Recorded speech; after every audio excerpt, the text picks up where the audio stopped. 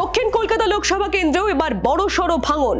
বিদ্রোহী শিবিরে যোগ দিচ্ছেন দক্ষিণ কলকাতার প্রবীণ এবং প্রভাবশালী তৃণমূল সাংসদ মালা রায়। এনডিএ সমর্থক ব্লকে সই করে দিচ্ছেন তিনি। লোকসভা এবং রাজ্যসভার একাধিক সাংসদরা যখন একের পর এক দলত্যাগ করছেন, যখন তৃণমূলের অস্তিত্বই সংকটে, ঠিক সেই সময় তৃণমূল শিবিরে সব থেকে বড় রাজনৈতিক ধাক্কা। দক্ষিণ কলকাতায় ভবানীপুর বিধানসভায় তথা ঘরের মাঠে মমতা বন্দ্যোপাধ্যায় ডাহা হেরেছেন। তার পাশের আসন রাসবিহারীতেও হেরেছে তৃণমূল।